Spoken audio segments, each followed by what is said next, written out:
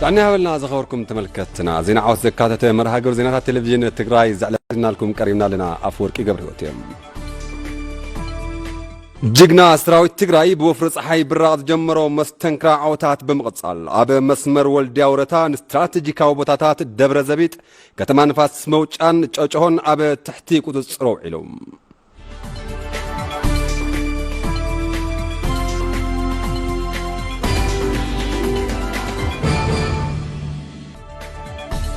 أب إدنا قادون سبهافتن تجراي زركب لعلي 13 بليون بر ناب بانكي بمتاو جزاوس أجمعتنا مفتاح أدمى صلاتنا خن حصري قبايلو بيرو ركب حزبن منجستن تجراي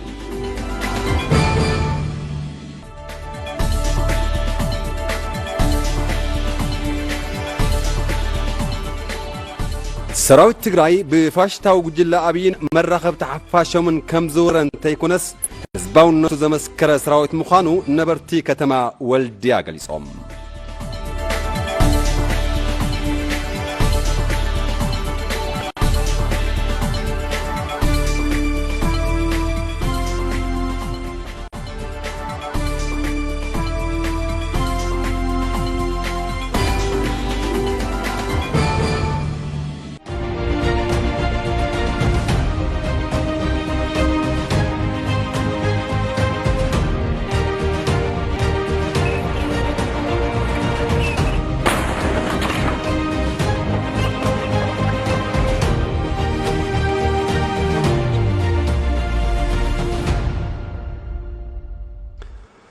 زرزرنا بحزنيا مدينتات كنقصل بزينا عود كنجمر سراوي تجراي بوفرص حيبرات جمرو مستنكرا عوتات بمقصال اب مسمر والديا ورتان استراتيجيكا وبوتاتات دبر زبيت كتما نفاس موجان تشهون اب تحت قصرو عللهم داموري حيا 5 اكثر ويوم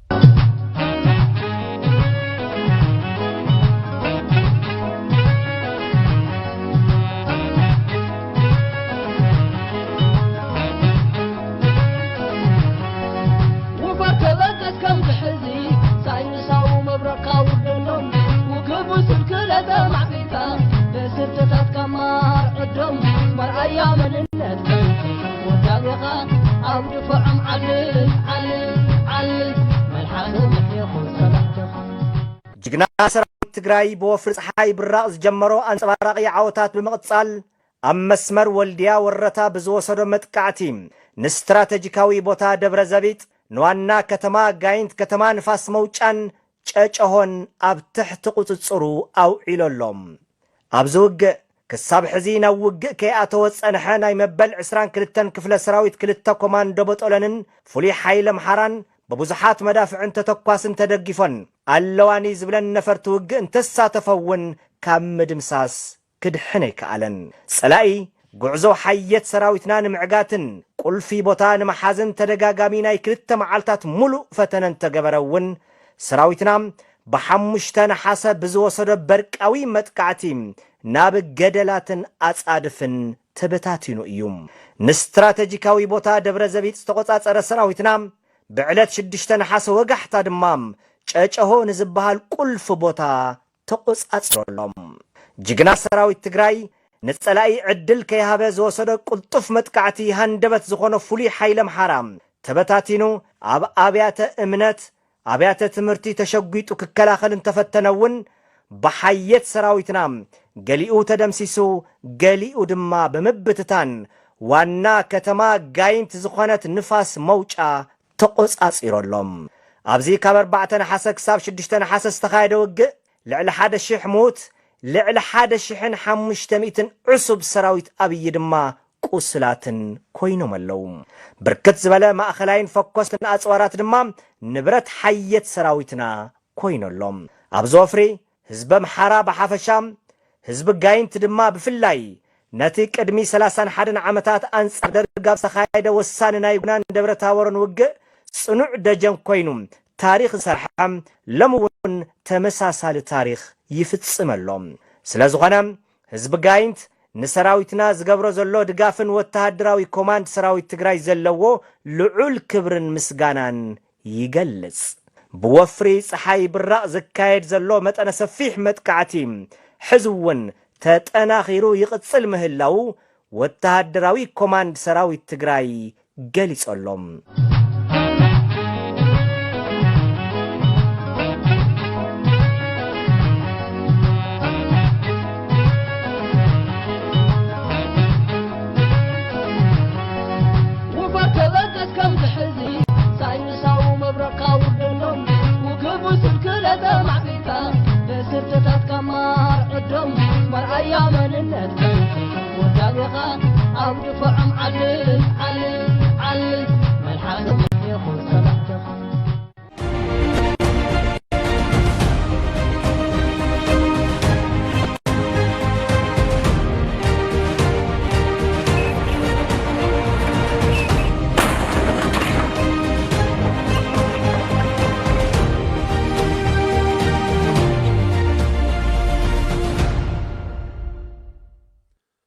ሰራዊት ትግራይ ብጉጅለ ፋሽስት አብይ አሕመድን መራኸብቲ ሓፋሾምን ከም ዝውረን ተይኮነስ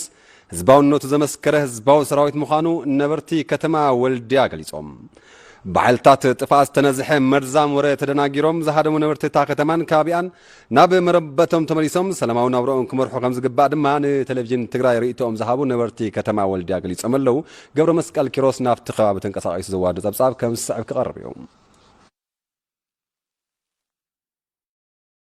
ጅግና ሰራዊት ትግራይ ኣብዚ ከባቢና ዝረአዩ ዘለዉ ጎቦታትን ሽንጥሮታትን ከይበድሆ ኣንጸባራቂ ዓወት ብምዝግ ወልድያ ከተማን ከባቢኡን ሓራ ከውፅእ ክኢሉ ኣብዚ ኣብ ወልድያ ከተማን ከባቢኡን ዝነበሩ ብዝተፈላለዩ ፕሮፓጋንዳታት ተሰሓይቶም ናብዚ ተሰዲዶም ዝነበሩ ኮነ ነባሪ ከተማ ወልድያ ድማ ናብ ዕለታዊ ምንቅስቓሱ ከኣቱ ክኢሉ ኣሎ ኣብዚ ሕዚ ሰዓት ድማ ጅግና ሰራዊት ትግራይ ማእገር ህዝቢ ኮይኑ ይቕጽል ኣሎ እቶም ነበርቲ ዝሁና ርእይቶ ክነካፍለኩም መሐመድ ሐሰን እባላለሁ ትንሽ አስቅ ትንሽ ስቅ መሐመድ ሐሰን እባሃል ናይዛኒ እሽተሾ በዓል ዋናየ ሰራዊት ትግራይ እንተኣቱ ብዕልልታን ብተሐዋሲና ተቐቢልናዮ እዚ ሰራዊት ሰብ ከኽብር ፍሉይ እዩ ብጣዕሚ እዮም ሰብ ዘኽብሩ ኣቕሓ እኳ ገዚኦም ሒሳብ ተሳሒትካ እንተሂብካዮም ይሙልሱልካ እዮም ዝገርመካ ብጣዕሚ እዮም ደስ በሃልቲ እና በጣም ተመችተውናል ስሜ ደስታ ሰማ ይባላል መጀመሪያ ፈርተን ነበር ሽመይ ደስታ አሰማው ባህል አፈለማ ፈርሕና ነርና ሕዚ ሰላም ኮይንና ነው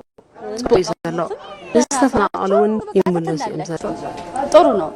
መጋበርያ ሓይልታት ጥፋኣት ተስፋሕፋሕቲ ሓይሊ ዝኾኑ ሚድያታትን ፖለቲከኛታትን ብዝብትንዎ መርዛም ዘረባ ህዝቢ ተደናጊሩ ካድምን ክመዛበልን ምኽኣሉ ዝተዛረቡ ነበርቲ ከተማ ወልድያ ይኹን እምበር ሰራዊት ትግራይ ህዝባዊ ሓላፍነት ዝተሸከመ ብምዃኑ ኣብ ሰላማዊ ህዝቢ ዝኾነ ዓይነት ጉድኣት ኣየብፅሕን ኢሎም ደርግ ሲደመሰስ እኮ ከቤት ተፈናቀለ ሰው የለም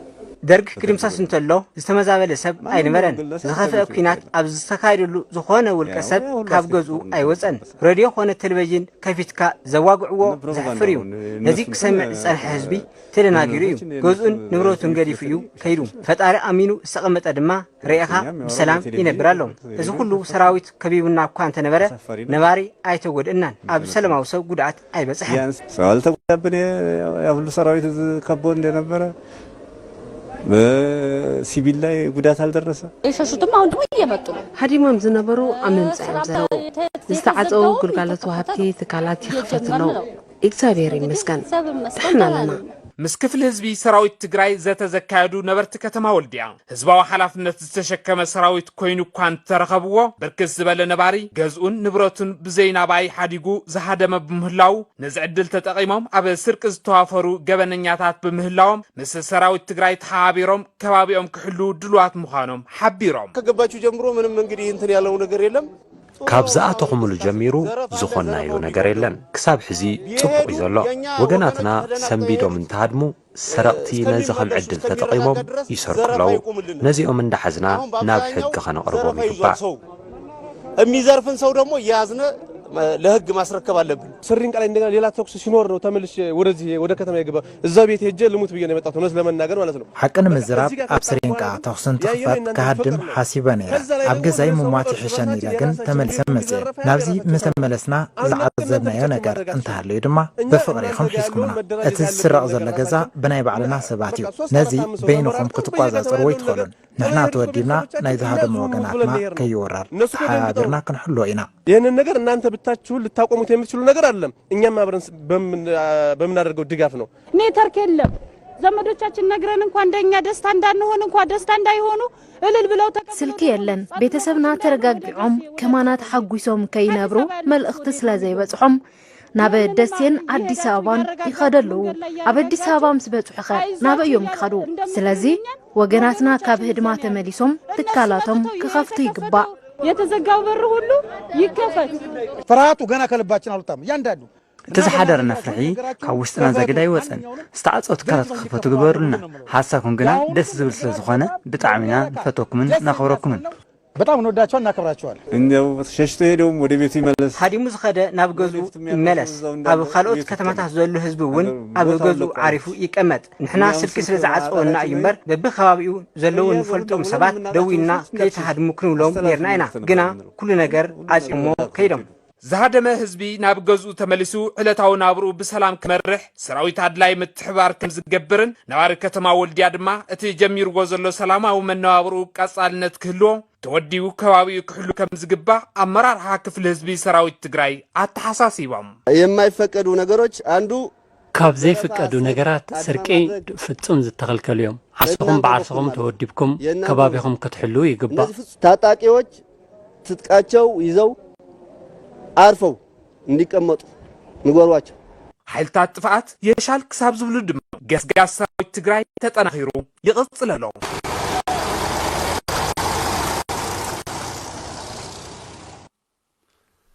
بوفر صحيب الراس تحفظ عوت فنان كم استسمعوا من تي قالسيك ساب زعوت اب غن سراوي تግራይ كم سلفون منعسي كتما مقله ገሊጽ አመለው ተግስተኪሮስ كم سعب ተርባያ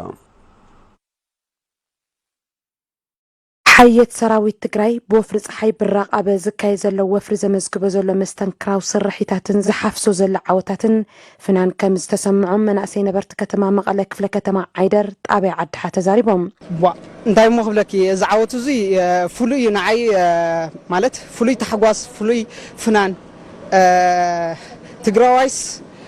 ድሕሪ ሕጂ ማንም ከይነኾ ኣብዚ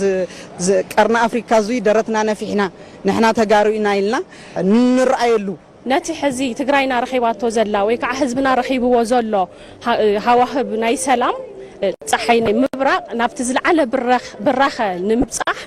ወፍሪ ፀሓይ ብራቕ ኢሎም ሰይሞም ወለው ጸላትና ፋሽስታውያን ናይ ኣብይ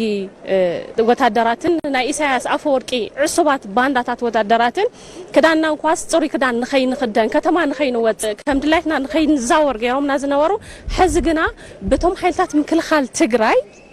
ተረኺቡ ዘሎ ዓወት እንዳስተማቐርናዮ ንኣስታት ክልተ ኣዋርሕ ተጸጊዕና ኣለና እና ንዓይ በቃ ፍሉይ ተሓጓስ ይስምዓኒ ወፍሪ ፀሓይ ብራቕን ቅድሚኡ ዝነበረ ወፍርታት ብጣዕሚ ዝገርም እዩ ነይሩ ከም መናእሰይ እንደውም ብጣዕሚ ኣላዒልና ብጣዕሚ ክንሰርሕ ጌርና ምናዳ ወፍሪ ፀሓይ ብራቕ እንድዕ መልእኽቱ ፍሉይ ዝበለ እዩ ማለት ፀሓይ ትበርቕ ኣላ ዝብልና ዓወትናስ ቀሪቡ እዩ በቃ ዓወትናስ ኣብ ጫፍ ስለ ዝበፅሐ ትግራዋይ ዝዕነው ትግራዋይ ንዓና ክብርሰና ዝመፅእ ጸላይ ብሙሉኡ ኣብ ዝኣተወ ኣቲና ከምዘይና ሓድጎ መልእኽቲ ዘብፅሕ ጀግና ሰራዊት ትግራይ ኣብ ዝቆረፀሮም ዘሎ ዓበይትን ኣናእሽተ ከተማታት ዘርኢ ዘሎ ዘስደምም ስነ ምግባር ካብ ወለዱ ዝወረሱ ከም ዝኾነ እዚ ድማ ክሳብ መወዳእታ ከም ዘብፅሑ ኣይንጠራጠርን ኢሎም እቶም መናእሰይ ኣብዚ ዓዲ ይኹን ኣብ ኢትዮጵያ ይኹን ካብ ኢትዮጵያ ውጭም ይኹን ዘለው ቅርስታት ናይ ዓለም ናይ ህዝቢ ቅርስታት እዮም ሞ እዚ ሰራዊትና እዚ ውሕሉል ሰራዊት እዩ ብዲስፕሊን ተሃነፀ እዩ እና ኣብ ልዕሊኦም ዘውፅሖ ማንኛውም ጥቃት ኣይህሉን 100% ኮይና ክዛረብ ኽእል ያነ ንሳቶም ግን ከማኣቶም ስለ ዝመስሎም ንሳቶም መፅኦም ኣብዚ ኣድባራትና ቤተ እምነትና ገዛውትና ዓደቦታትና ክብርታትና ስለ ዝጋሃሱ ስለ ተሓሱ ከምኡ ንገብር ዝመስሎም ዘሎ ነገር ግን ንሕና كمو يكونن نافتنا يمجرش عوتهم نحنا ونافتا بسلام نتنفسلا كده كمهر زدلي زمهر الله كنقد زدلي زنقد الله كحرس زدلي زحرس الله كتصاوت زدلي هتصان قلعه زتصاوت الله نبهقا نمنيا عباي تግራይ اسكاب نمصح بز ديسيبلين دري كيدوم بزي سنه سرعت زلوا اغباب كيدوم عمامهم كعمو بزي ملختي كم حلال في دلي خاطر حزب زوت السراويت زمن كتماتات حراوتي حزباو ስለዝኾነ ሓደ መትከላዊ ህዝባዊ ዕላማ ኣሎ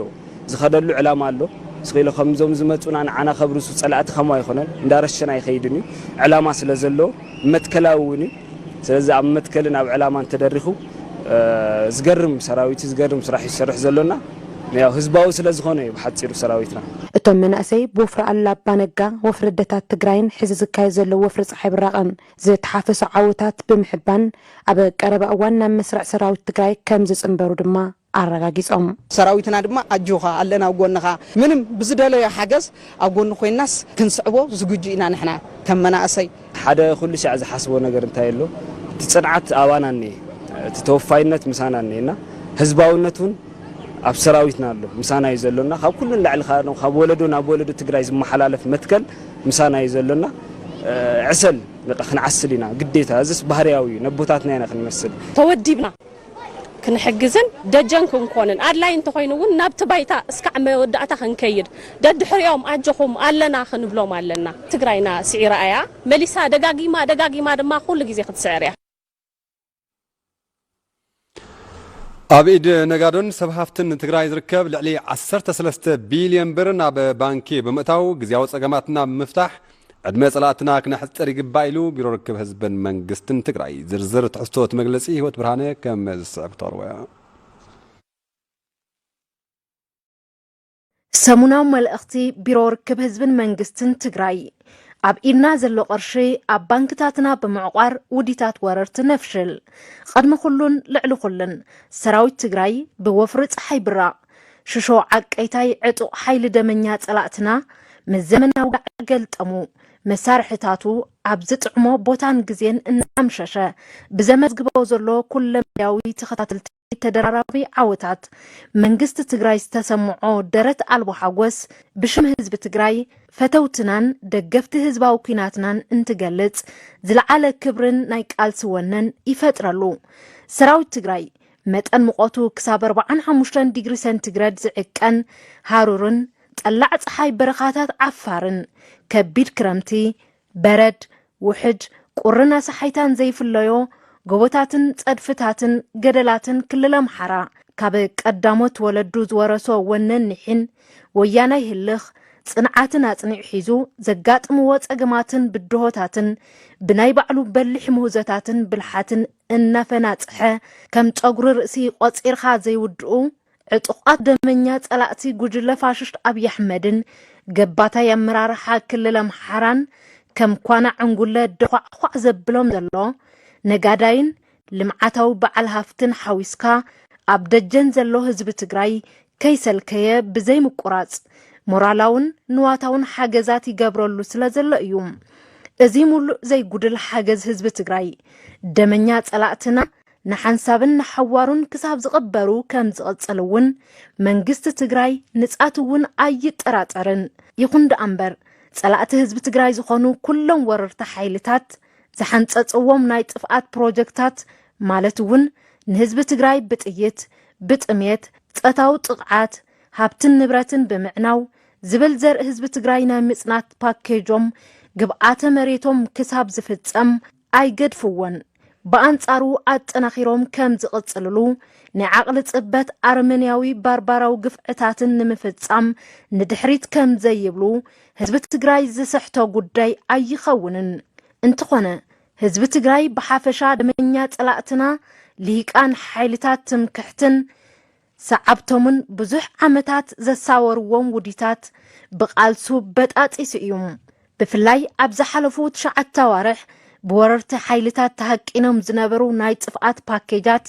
مشتر كل مداوي عوتاتنا وشتاوت انكارنا مخانو امينو حادنتو نفاس كيعاتو كم عرأت انكيرو بمخشاف علم بملؤو زاس دمم تمرامرتي جغننت علمنا ازي هزبي منيو እንታይ ዓይነት ጽንዓትን ጅግንነትን እዩ ዘለዎ ወዘተ ዝብሉ ሕቶታት ብምልዓል መስተንክር ተወሳኺ ሓዱሽ ቅያ ህዝቢ ትግራይ መማያየጢ ዛዕባ ገይሮም ኣለዉ ብርግጽ ብመንግስቲ ትግራይ ዝምራሕ ህዝቢ ትግራይ ኩሉ መድያዊ ፖለቲካዊ ወታደራዊ ዴሞክራሲያውን ዓወታት ተጎናጽፍ እዩ ይጎናጽፍ እውን ኣሎ ኣብቶም ዝሓለፉ 8 ኣዋርሕ ሓርቢትዎ ጽልምትምት ኢልዎ ዝነበረ ከቢድ ኩነታት እውን ብቃልሱ ጋሊሁ ፀሓይ በሪቃቱለ ኣላ እንትኾነ እውን ጉጅለ ፋሽስት ኣብይ ኣሕመድ ባንካ ሓዊስካ ኩሎም ወሃብቲ ግልጋሎት ዓጽዩ ጎረሮ ህዝቢ ትግራይ ንምዕጻው ኩሉ ዓይነት እከይ ተግባር ይፍጽም ኣሎ እዚ እከይ ተግባር ግን ብዝተወሰነ መልክዕ እውን እንትኾነ ህዝብን መንግስትን ትግራይ ኢድን ጓንትን ኮይኖም ንምፍታሕ ይረባረቡ ኣለዉ ይኹን ደኣምበር ልዕሊ 13 ቢልዮን ብር ኣብ ኢድ ነጋዶን ልምዓታዊ ሰብ ሃፍትን ከከም ዓቕሙ ድማ ኣብ ኢድ ህዝብናን ኣሎ ብምዃኑ ኣብ ማሕበረ ኢኮኖሚያዊ ትግራይና ጉድኣት ይብጽሕ ኣሎ ስለዝኾነ ድማ ኣካል መደብ ምሕዋይን ስግግርን ትግራይ ማለት እውን ኣብ ኢድና ዘሎ ቅርሺ ናብ ባንክታት ብምዕቋር ግዝያዊ ፀገማትና ብምፍታሕ ንቐድሚት ንመርሽ ሃልዋትናን ድሕንነትናን ብቕልጽምና ትግራይ ትስዕር 7 ነሓሰ 2013 መቐለ ኤጀንሲ መራኸቢ ሓፋሽ ትግራይ ብኻሊእ መማረፂ ብሬድዮ መፅሎ በቲ ክፋለ ጻኒሕ ድማ ምርካብ ትኽእሉን ምክታል ትኽእሉን ትኸበርኩም ተመልከትና ዜናታትና ይቕጽሉ بحثوت فاشيست أبي أحمدن ملافنتون تتاليلهم ناب كنات كم زعتو أب كبابي الوهان قبيين استماره والتادرات قليسهم تمرخات سراوي تقرأي زقبر اللهم التحازاد ما زناد مخانو تزاريبهم اللو سلمون كفلاي وايد دو إفريم رجاي كم سأقارويهم جيغنا سراويت تግራይ ሃለዋትን ድሕንነትን ህዝብ ትግራይ ንምውሓስ ዘካይዶ ዘሎ ቃልሲ ኣብ ልዕሊ ሰራዊት ፋሽስቲ ኣብይ ኣሕመድን መላፍንቱን መስተንክራው ዓወት እናመዝገበ እዩ በአንጻሩ ድማ ሰራዊት ፋሽስቲ ኣብይ ኣሕመድን መላፍንቱን ካብ ጥቕሚ ወጻኢ ይኾኑ ከም ዘለው ቁጥሮም ዘይናዓቁ ድማ ብጅግና ሰራዊት ትግራይ ይማረኹ ኣለው ሰራዊት ፋሽስቲ ኣብይ ኣሕመድን ምልሻ ኣምሓራን ዝኾኑ ምሩኻት ሓለቃ 50 ተክለ ጻዲቅ ዘገየ ወታደር አድን ሀብቱን ምልሻ በቀለ ዓለሙን ከም ዝገለጾም በፕሮፓጋንዳ ሓሶት ተታሊሎም ናብ ዝኹናት ከም ዝኣተውን ኣብቲ ኹናት ድማ መራሕቶምን መሓዝቶምን ከም ዝሞቱን ከም ዝቆሰሉን ገሊጾም ደለገ ነበረው ተጋል ተገነጠል ነው እንደዚህ ልትባል ነው በቃ ብዙ ነገር ነው ሲባል ነበረው ማለት ነው እቲ ዝግበር ዝነበረ ትግራይ ክትግንጸልያ ከምዚ ክትገብርያ እናበሉ ዝተፈላለዩ ፕሮፓጋንዳ ሓሶት ብምንዛሕ ንስኻትኩም ሕግን ምኽባር ክትወፍሩ ኣለኩም ተባሂልና ኢና ናብ ኩናት ኣቲና ኣብቲ ኩናት ድማ ብዙሓት መሓዙትና ሞይቶም እዮም ቆሲሎም እዮም ኣነ ግን ዕድለኛ ኮይነ ተማሪኸ ኣለኹ ግዳጅ እዚ መጣል ደገባን ተኩስ ነው መጠብቂያ ራሱ እንደሰጠኝ አልከፈትኩም ብግዳጅና ናብዚ መጺና ምስ መጻና ድማ ተኩስ ጸኒሕና ኣነ እታ ዝሃቡኒ ምሕለውታውን ኣይከፈትክዋን ኣብዚ ኩናት መሓዝተይ ተወቂዖም እዮም ኣነ ግን ተሓቢኤ ዓርሰ የድሒነ መጀመሪያ ላይ ኮረም ላይ ጣሉን ልዩ ኃይሉ ጋር አቀላቀሉን በቲም በጋንታ በመናም የሚባል ነገር የለም እንደው መጀመሪያ ካብ ኮረም አውሪዶም ምስፉሊ ኃይሊ ሓዊሶምና ካብኡ ድማ ኩናት ተጀሚሩ ዝሞተ ሞይቱ ዝቆሰለ ደማ ቆሲሉ ኣነ ግን ሓንቲ ጥይት ከይተኮስኩ ኢደሂበ መራሕትና በሰራዊት ትግራይ እንተተማሪኽኩም ክቆትልኩም እዮም ወላ እኳ እንተበሉና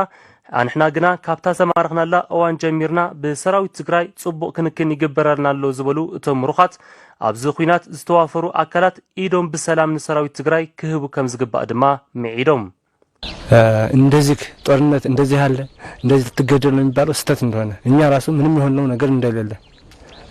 ክትቀተሉ ይኹም ዝብልዎ ሓሶት እዩ አንሕና ተማሪኽና ምንም አይኮናን ስለዚ መናእሰይ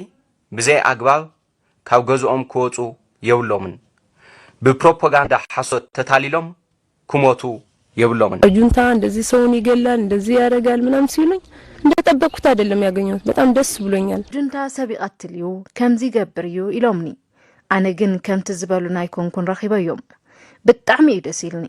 ንዝረኸብኩዎም ድማ ነጊሮዮም ንሕዋተይ ነጊረዮም እየ እንደናንተ ሬሽን እያበላ እየተንከባከበ ይዞ እየመጣ እንደዛ አለ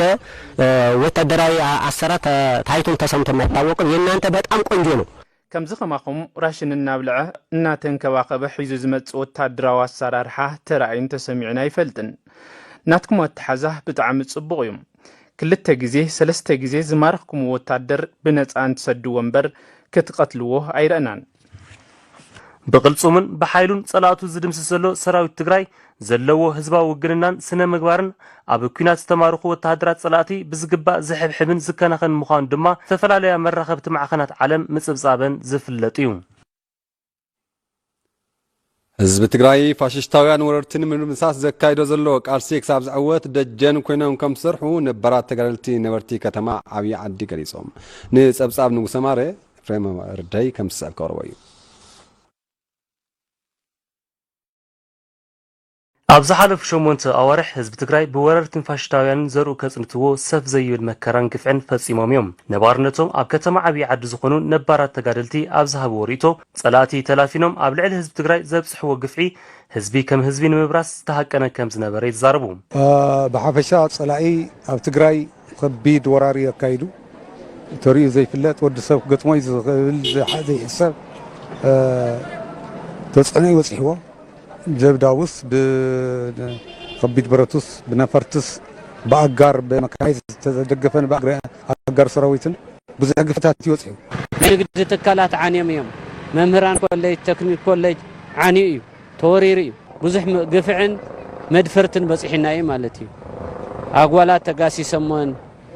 هصاونتي شماغلتي غري قتيلهم أباساويسهم نبرت نايقبار اخلي كاو غودو ناوصو سعينا ما مالتي ህዝቢ ትግራይ ንመስር ዓርሰ ውሳነን ዓርሰ ምሕደራን ዋጋ ክኸፍል ጸኒሑ ዝበሉ እቶም ወሃብቲ ርእቶ ሕዝውን ነዞም ደመኛታት ጸላእቱ ብቕልጽሙ ከም ዝድምስሶምን በዝውን ሓበን ከም ዝስምዖምን ገሊጾም ዕላማና ኢልና ተልዒልና ዝነበርና እዚ መንግስቲ እዚ ኣብ ቦትኡ ኮይኑ ህዝቢ ትግራይ ብዝመረፆ ክመሓደር ስለ ዝነበረ ፍጹም ሙሉእ ብሙሉእ ደስታ እዩ ተሰሚዕና ከም ህዝቢ ከም ተጋዳላይ ድማ ቅድም ኢለ እውን ዝተቓለስ ኩሉ ዕላማ ስለ ዝነበረ ብዝበለፀ ዘስተማቕሮ ጉዳይ እዩ زبل حساب يزلنا حقنيا حزبي لوين حزبي التقالس حزبي تسفى لي قرص حزب مخانو ግን حلفتو مكرولو ابز حز غزي دماريو اب حنت سومن وشتي صحي غير واتا نغير ماتي اب حصر غزي راي بتحقاس اب توديمنا خنقالس محاورنا وديمنا اوشتنا نور صقماتون خنفتش اوشتنا زل حيلون وديمنا خنقالس غيرنا الله انا بتعبي لحقسني حزب تسفى قرص امبر خنبركخ يتحساوم نيرو حزب تግራይ ደሞ ቆለ በሊዑ سور بليعو وصل بليعو تواقعهم أبزا درجة زي أبموصحو عوي دسا يسمعنا أنا سرعة نحزي هالو من وارغونا يكالن سلزي تديمقراطياون فتحاون زخونه حزبي زوق ولا منغستي نابوتو مبلاسو مጨረሻ መግለጽውን የብለና አነ በጣም ተሐጎሳይ ሶሰን ይውሉ ጸላቲ ህዝብ ትግራይ ንምንብርካኽ ድቃስ ከም ዘይብሎምን እዞም ጸላቲ ንሓንሳብን ንምወዳእታን ንምቅባጽ ደጀን ኮይኖም ሰራዊት ትግራይ አምጥንኻር ብትኹረት ከም ዝሰርሑን እውን ሓቢሮም ጸላኢ ካፕታን ወርናያ ደረጃ ና زنقلقللا درجه بصحنا يلنا ጨሪስና ለምጥፋእ ግን ኩሉ መዳይ ምድለው አይደለና ያዚ ብዝበለጽ ካብትን ኖርናዮ ፈትለክኑ ለና እቅና ከምታ ዝነበረታ ተሰጥመለው አዙ መንእሰይ ያፍት ግንባር ሰራዊት ክስልፍለው ካላይ ድማ ታኸንገብርለና ሕብረተሰብና በዓል ደማይ ካፍታን እሽቴ ቆሎ ሒዙ ስንቁ ሒዙ ስካታ ትድለይ ናይ ግንባር ቦታ ክናብጽሕ ንኽእል አዋዳድባ ክንውድብለና ታፍታ ዘላትና ንእሽቴ እቶት ኣብ ግንባር ንዘሎ ሰራዊትና ድጋፍና ሆና ደቅና ነኽተትና ሰዓብታ ሹታ خنبصح مخانا ارغصኛ ያነ ዝግባ ዋጋ ክንከፍል ክንከለለና ናይ ህይወት ዋጋ ክንከፍል ናይ ንዋት ዋጋ ክንከፍል ደቅና ክነስን ክነተባብዕ ክንጋደል ይግባእ ማለት እዩ ህዝቢ በብኸባቢው ሰራዊት ትግራይ ንምጥንኻር ዝገብረ ዘሎ ምንቅስቃስ ተጠናኺሩ ይቕጽል ከም ዘሎ ድማ ንምፍላጥ ተኻኢሉ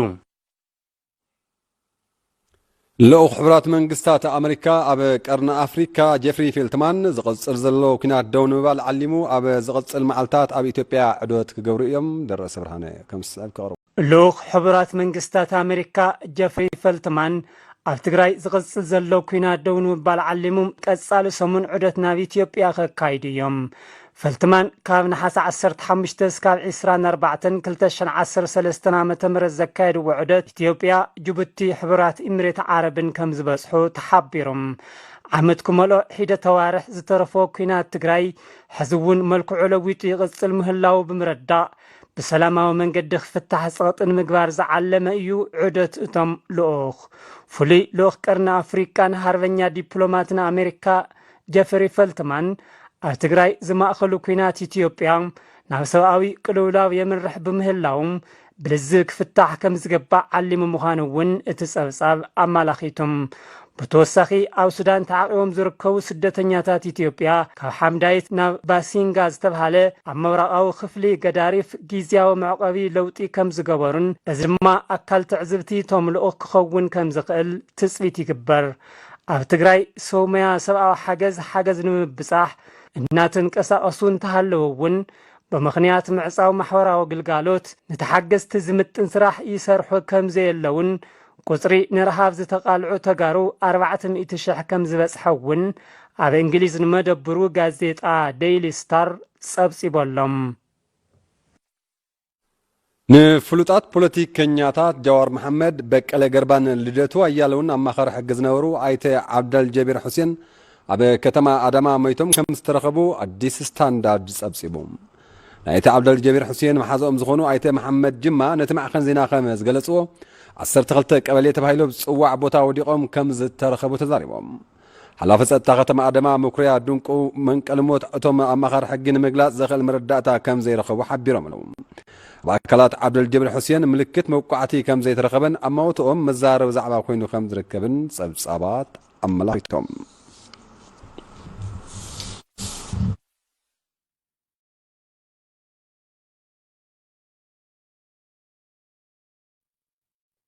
ኣመወዳእታ ጅግና ሰራዊት ትግራይ ዘመዝግቦ ዘሎ መስተንክራዊ ዓወት ንኽሕይል ደጀንነቶም ኣጠናኺሮም ከም ዝቕጽሉ ነበርቲ ዝተፈላለዩ ከባብታት ትግራይ ገሊፆም ኣለዉ በላይ ሽፈራውን ዘዋድር ጸብጻብ ደረሰ ብርሃን ከም ዝሰቀርቦ እዩ እዋኑ 1977 ዓመተ ምህረት እዩ ነይሮም በቲ ሓደ ወገን ተፈጥሮ ጠሊሙ ሰብ ዝበልዖ ሓሪምዎ ኣደዳ ስደትን ሞትን እንትኸውን በቲ ካሊእ ወገን ድማ ኣብ ኣፍሪካ ዝለዓለ ወታደራዊ ሓይሊ ዘለዎን ጋዕገልጠም ዝተዓጠቐን ስርዓት ደርጊ እናተዛረዩም ህዝቢ ትግራይ ንምስኳንን ኣብ ትሕቲ ባርነት ንኽነብርን ዘይፈንቀልዎ እምና ኣይነበረን ነፋይ ሓሙኽሽቲ ስያ ተመሊሱ ናብ ርእሱ ከም ዝበሃል ትምክሕተኛ ስርዓት ደርጊ ናብ ግብኣተ መሬት ኣተወም ሓፂናዊ ጽንዓት ህዝቢ ትግራይ ንውፅዓት ህዝቢ ዓለም መርኣያ ኮይኑ ብወርቂ ተጻሓፈም ሕዚ እውን ናቦ ንመናሃቦ ኮይኑ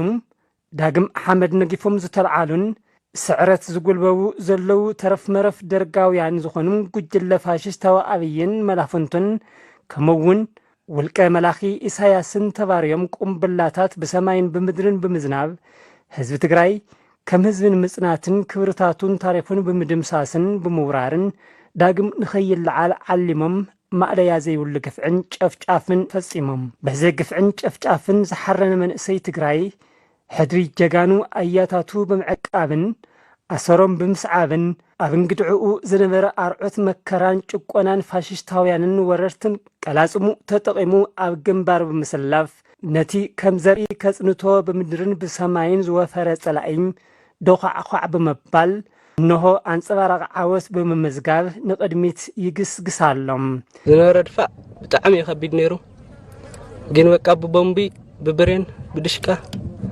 በቃ ብኩሉ ኣዛዊዕናዮ ተሰይሩ ከም ትምክሕቲ ቦታና የረግጽዎ ይውልና ነይሮም ንሕና ግን ድርዕምዕም ኣቢልና ካብ ሓሸንገ ጀሚርና ናቲ መቕጥቃዕቲ ጀሚርናዮ ቦታ ብደንብ ተዋፂርና ኣለና ዳርጋ ክባሃል ከዓ ሰሜልዎ ኣሎ ህዝቢ ትግራይ እውን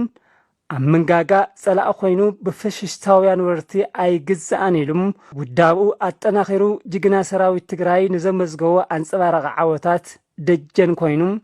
ዝፍጽሞ ተግባርን ዘካይዶ ኩለመዳይ ቃልስን ዘኹርዕ እዩ ሕዚ እውን እንተኾነ በቶም ፋሽስታውያን ወርቲ ዝሓረና ኣዴታት ትግራይ ጅግና ሰራዊት ትግራይ ዘመዝግቦ ዘሎ ዓወት ኣብ መወዳእታ ንኽበጽሕ ስንቂ ብምድላው እጃመን ይፍጽማ ኣለዋ ሳቶም ቅድሚት ኸይዶም ክስውኡ ከለዉ ኣንሕና እውን ኣብዚ ኮይና ብለለና ካፍታን ንበልዓ ካፍታና ደሞዝና ትኹን ካፍታን እናዳለዋ ምግቢ ንእሽተን ዋላ ቆንጢርና ለህዝብና ለይኾነ ኣሕዋትና ለይኾነ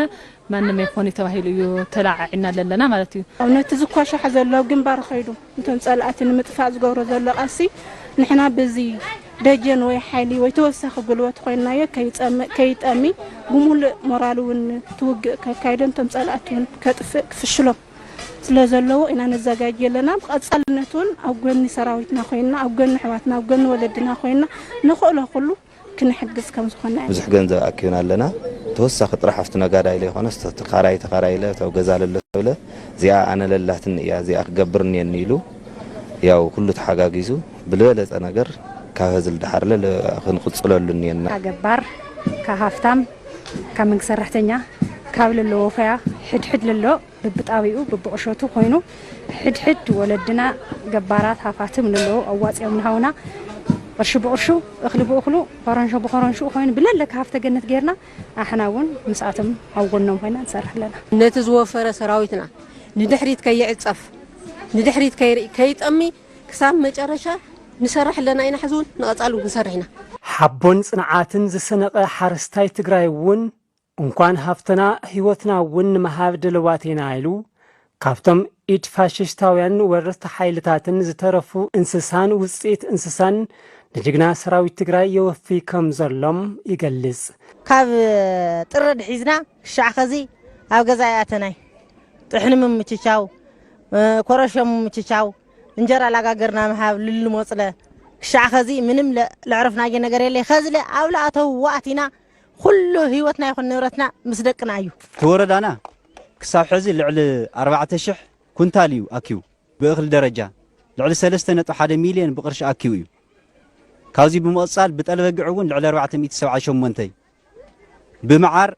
ላብ ከባቢ 106 ከባቢ 106 ሸንበር ከዚ 93 ሸንበር ሒዝና መፂና ኣለና መዓር ጠለበግዕ እውን ልዕሊ 160 ሒዝና መፂና ኣለና ኮረንሾ ልዕሊ 148.5 ኩንታል ሒዝና መፂና ኣለና ጥሕንስ 5 ኩንታል ሒዝና መፂና ኣለና እዚ ን10 መዓልቲ ምድላው እዩ ኩሉ ልምልኮተ ክፋል ሕብረተሰብ ክሳብ ሰራዊትና ኣብ ለለዎ ኸይድና ስንቂ ክንቐብል ኢና ብዝብል መርሒ እዩ ክሳብ ሕዚ መፂኡ ኣሎ ስንቂ ጥራሕ ኣይኮነን ዝበና ዘሎ እቶም ክቡራት ደቁ እውን እዩ ዝበና ዘሎ እቲ ህዝቢ ሓሪኑ ካፍቲ ዝሓረነ ህዝቢ ዝተፈጠረ ዝሓረነ መንእሰይ እዩ ዝውሃበና ዘሎ ነዙ ዝሓረነ መንእሰይ መሪሕና እዚ ዝሓረነ መንእሰይ ናይ ባዕሉ ሓድሽ ድሙቕ ታሪክ ይሰርሕ ኣሎ ዓወት ኣብ ልዕሊ ዓወት የምፅእ ኣሎ ጋዱን ሰብ ሃፍትን ትግራይ ብወገኖም ኣብ ትሕቲ መንጋጋ ጸላኣው ኮይኖም ብፋሽስታውያን ከይተሰኮኑም ወዳውኦ መጠናኸሮም ደጀን ጅግና ሰራዊት ትግራይ ኮይኖም ኩሉ መዳያዊ ቃልሲ እናካየዱ ዝጸንሑ እንትኾኑም ሕዚ እውን ጅግና ሰራዊት ትግራይ ሃለዋትን ድሕንነትን ትግራይ ንምርጋጽ ዘካይዶ ዘሎ ቃልሲ ኣብ መወዳእታ ንምብጻሕ ንመጠናኸሪ ሎጂስቲክስ ሰራዊት ትግራይ ኣብ ዝግበር ምትእኽኻብ እቶት እጃሙ ይፍጽማሎም ውህብቶ ማለት ማሃብ ቆፂርካ ኣይኮነን ልቢ እዩ በረኻ ለለና ዓዲ ለለና ሓደ ኮይንና ክንቕፅለሉ ኢና ክንዕወት ኢና ተጋደልትና ብበረኻ ህዝብና ብከተማ ኮይኑ ብገጠር ኮይኑ ብገባር ኮይኑ እናደገፈ ደረጃ እዚ ስለ ዝበፅሐ ሕዚ እውን ተዓዊትና ኢና ዳግም ዓወትና ንምዝዛም ለድሊ ድጋፋት ክንገብር ኢና ኣይኮነን ብቕርሽና ብስንቅናን ህይወትና እውን ክንከፍል ኢና ተጋዳላይ እናሰዓብካ ካፍታ ጫሙ ጀሚራ እስካብታ ዘላቕ ቀለው ናሰዓብካ ዝግበር እዩ እቲ ኢንቨስተር ይኹን ተነጋዳይ እውን ሎማዓንቲ ከባቢ 1.7 ሚልዮን ዘዋፅኦ ኩነታት ኣሎ ማለት እዩ ስለዚ እንተሰሪሕናሉስ ክንዕወት ከም ዘለና ሒዝና ንሕና እውን ንቐፃሊ እንዳሰርሕናሉ ከምቲ ውዳበ ሓይሊ እዩ እና ከምቲ ተወዲብና እየ ዘለና ተወዲብና ከዓ ደጀን ኮይና ክንቀፅል እየ ናይ ምትእኻብ ፕሮግራም ከም ወረዳና ኣብ 3 ግዜ ኢና ካይድና እቲ ናይ መጀመርያ ፕሮግራም 1.7 ክፍኢልና ኢና እቲ ካልኣይ እውን 850 ክፍሎ ክፍኢልና ኢና ሎማዓንቲ እውን 1.4 ረኺብና ኢና ድምር ልዕሊ 4 ሚልዮን ትልምና 3 ሚልዮን እዩ ነይሩ ካብ 4 ሚልዮን ረኺብና ኣለና ነቲ ሰራዊት ዘድሊ ኩሉ ካፍታ ዝነኣሰት ጨርቂ ካፍታ ዝነኣሰት ጫማ ክሳብታ ትብላዕ ክሳብታ ትትቆስ ለይትን ቀትርን ፅዒሩ ብመኪና ምሕላፍ ብዝኽእል እናሕለፈ ብመኪና ምሕላፍ ዘይኽእል ብእግሩ ተሸኪሙ እናምፀ ኢሰይዚ ረኺቦ ዘሎ ዓወት ረኺቡ ስለዚ ካብዚ ንላዕሊ ዓበይ ሃፍቲ የለን እሞ ከምታ ጀመርናያ ከምታ ዝሓገናያ ተኣሳሲርና ተደጋጊምና መጨረሻ ጉድጓድ ንብረትዎም ኣለና እቲ دجن المتنخار تقولوا لهم كل من قصاص هزون مسجانا نغروه من محدار كتمام مغلا أو تقولوا كل قالس أو تقولوا كل من قصاص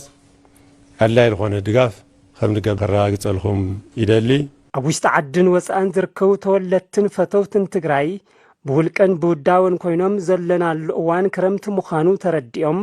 ንሰራዊት ትግራይ ክዳውንትን መከላኸሊ ዝናብ ፕላስቲካትን ብምውፋይ ዝገብርዎ ዘለው ድጋፍ ኩሉ ክስዕቦ ከም ዝግባእ እቶም ሓገዝ ዝገበሩ ወገናት ይዛረቡም። ንእሽተን ፀፀር ዘይድግፍ ትግራዋይን ማሕበርን ውዳበን እንተሃልዩ ኮይኑ እዚ ብውዳበ ደረጃ ክግለጸሉ ኢልካ ንምውሳዱ ከጸግም ማለት እዩ። ኩልና ቅድሚት ተሰሊፍና ዘድሊ ነገር ኩሉ ግቡእና ክንፍጽም ንሕብረተሰብ መልእኽቲ የመሓላልፍ። ህዝቢ ትግራይ እውን ንትውጊእ ይድግፍ ኣሎ። ካብ ዓወት ክነረጋግፃ እንተኮይንና እታ ድጋፍ ሕዝብን ከምዚኣ ኢላ ተተሓጋጊዝና ጥራሕ እዩ። ጅግና ሰራዊት ትግራይ ዘመዝግቦ ዘሎ ተደራራቢ ዓወት ኣብ መወዳእታ ንኽበፅሕን ጸላኢ ህዝቢ ትግራይ ግብኣተ መሬቶም እስካብ ዝፍጸም ኣብ ጎኒ ሰራዊት ትግራይ ብምዃን ግቡእ ኻ ምፍጻም እጃም ኩሉም ትግራዋዩም። ካብ ስቱድዮ ቴሌቪዥን ትግራይ ብቐጥታ ናባኻትኩም ክበፅሑ ዝፀንሑ ዜናታት ክሳብ ሕዚ ክትከታተልዎም ፅናሕኩም ይመስሉ ነይሮም ዝኸበርኩም ተመልከትና ኣፈወርቂ ገብረሕይወት ምስ መላእ ኣባላት ስቱድዮ ብሓባር ምዃን ምሳኹም ፅሒና ትግራይ ስዒራ መሊያውን ክሳዕርያ ብሩኽ ግዜ